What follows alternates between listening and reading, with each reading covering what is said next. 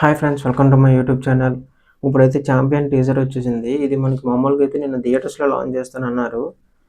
నేను వెళ్ళిన థియేటర్లో అయితే Baahubali the epic teaser launch వేయలేదు. ఇంక ఈ టీజర్ కోసం పక్కన పెట్టండి. నేను ఎక్కువగా వెయిట్ చేసింది ఆ టీజర్ కోసం. ఆ టీజర్ వేయలేదు. నేను ఇంకా ఛాంపియన్ టీజర్ కోసం ఏమో ఇంటర్వెల్ అయినా వేస్తారేమో అని చూశాను, కానీ ఇంటర్వెల్లో కూడా ఏం రిలీజ్ చేయలేదు. వేరే థియేటర్స్లో లాంచ్ చేశారు, బట్ మన థియేటర్లో అయితే రిలీజ్ చేయలేదు. మామూలుగా అయితే ఇప్పుడు ఇది వేరేగా చెప్పాలంటే ఛాంపియన్ టీజర్ని ఓకే బాగానే ఉంటుంది అనుకుంటున్నాను, కానీ ఎలా ఉంటుందని నాకు తెలియదు. ఎందుకంటే ఇప్పుడు ఈ రోషన్ గారు కానీ ఇప్పుడు శ్రీకాంత్ గారు వాళ్ళ బాబు కదా, మామూలుగా పెళ్లి సందడితో మనకు వచ్చారు. తర్వాత ఒక 2 మూవీస్ చేసినట్టున్నా, నాకు పెద్ద ఐడియా లేదు. ఒక 2 మూవీస్ అయినా ఉన్నాయో లేదో నాకు తెలీదు. ఒక 1 ఆర్ 2 మూవీస్ అయితే ఉంటాయని నేను అనుకుంటున్నాను. అంతకుమించి నాకు కూడా పెద్ద ఐడియా లేదు. లేదంటే ఇదే సెకండ్ మూవీ ఏమున్నది. పెళ్లి సందడి నేను సరిగ్గా చూడలేదు. ఎందుకంటే మూవీ బాగానే ఉంటుంది, బట్ ఎందుకో ఆ క్యారెక్టర్కి అతను సెట్ అవ్వలేదని నాకు అనిపించింది ఎందుకో కొంచెం. బట్ బాగుంటుంది, బాగానే ఉంటుంది. అతను రాఘవేంద్ర గారి డైరెక్షన్ అంటే మనం చెప్పక్కర్లేదు. ఆయన ఎన్నో డివోషనల్ బ్లాక్ బస్టర్స్ కానీ నార్మల్ బ్లాక్ బస్టర్స్ కానీ ఇచ్చిన డైరెక్టర్ అతను. సో అతని గురించి మనం ఏం చెప్పక్కర్లేదు, అంత బాగుంటుంది. అండ్ శ్రీలీల గారు మనకి ఆ మూవీతోనే స్టార్ట్ అయ్యారు. తర్వాత నుంచి ఇప్పుడు ఆ శ్రీలీల గారి కెరీర్ ఎక్కడో పైన ఉంది. బట్ స్టోరీ సెలక్షన్ మీద కొంచెం కాన్సన్ట్రేట్ చేస్తే బెస్ట్ అని నేను అనుకుంటున్నాను. వచ్చిన సినిమాని వెంటనే ఓకే చేసేయకుండా స్టోరీ సెలక్షన్స్ కూడా ఒప్పుకుంటే చాలా బెస్ట్ అని నేను అనుకుంటున్నాను. ఎందుకంటే రవితేజ గారు మాస్ జాతర మూవీ రివ్యూ ఆల్రెడీ మన ఛానల్లో వచ్చేసి ఉంటుంది. అందులో నాకేమనిపించిందంటే కొంచెం డల్నెస్, అంటే ఆ క్యారెక్టర్కి సంబంధం లేకపోయినా కూడా ఆవిడ ఉండడం ఎందుకు, అలాంటి మంచి స్టోరీస్ ఎంచుకుంటే బెస్ట్ అని నా ఒపీనియన్. ఎందుకంటే ధమాకా కానీ రవితేజ గారు చాలా మూవీస్లో ఆవిడే హీరోయిన్. అది కొంచెం ఇగ్నోర్ చేసి మంచి స్టోరీ సెలక్షన్ మీద కాన్సన్ట్రేట్ చేస్తే బెస్ట్ అని నేను అనుకుంటున్నాను. ఇంకా లేట్ చేయకుండా డైరెక్ట్ ఛాంపియన్ ఆఫీషియల్ టీజర్ అయితే చూసేద్దాం.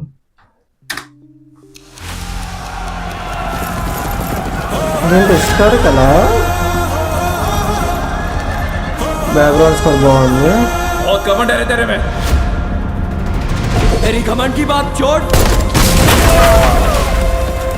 తెలుగేనా ఇది? ఒక్కడనే సెంటర్ కెళ్ళి బాల్ తీసుకుపోయి గోల్ కొడతా. तेरे 11 प्लेयर की गांड में दम है तो आके रोको मुझे. Jet Studios. I am Michael C. Williams. Okay. Football player. Hailing from Hyderabad State on behalf of Queen Elizabeth II. Story సగం బ్యాక్ టైంలోనే సగం ప్రెజెంట్ ఉన్నట్టుంది, క్లియర్గా తెలుస్తుంది. బ్యాక్గ్రౌండ్ స్కోర్ మాత్రం బాగుంది. గుడ్. ఛాంపియన్ క్రిస్మస్ రోజు రిలీజా? ఓకే ఓకే బాగానే ఉంది. అంటే టీజర్లో మనకి ఏం తెలుస్తుందంటే బ్యాక్ డ్రాప్ స్టోరీ ఒకటి, ప్రజెంట్ స్టోరీ ఒకటి అని తెలుస్తుంది క్లియర్గా. బ్యాక్ డ్రాప్ స్టోరీలోని ప్రజెంట్ స్టోరీలో హీరోయిన్ అయితే చూపించలేదు, బ్యాక్ డ్రాప్ స్టోరీలో అయితే హీరోయిన్ చూపించారు. ప్రజెంట్లో కూడా అలాగే ఉండొచ్చు అని నేను అనుకుంటున్నాను. సేమ్ క్యారెక్టర్స్ని సేమ్ మళ్ళీ ప్రజెంట్లోకి తీసుకొస్తారు అనుకుంటా. బ్యాక్ డ్రాప్ స్టోరీలో ఫుట్బాల్ కోసం ఏం చూపించలేదు, ఇందులో ప్రజెంట్లో ఫుట్బాల్ కోసం చెప్తున్నారు. మ్యాక్సిమం ఇతను ఫుట్బాల్ ప్లేయర్ అయి ఉండాలి.